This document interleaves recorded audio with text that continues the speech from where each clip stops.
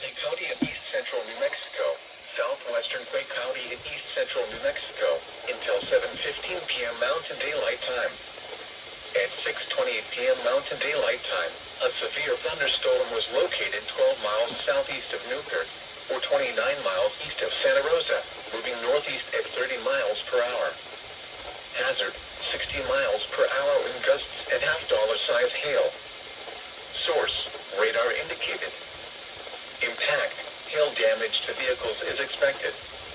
Expect wind damage to roofs, siding, and trees. Locations impacted include Coy and Montoya.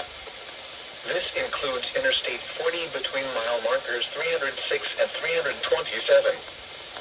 Seek shelter inside a well-built structure and stay away from windows. The storm is capable of producing damaging winds and large hail. Motorists can expect brief but sudden changes in visibility and ponding of water on roadways as storms move through the area.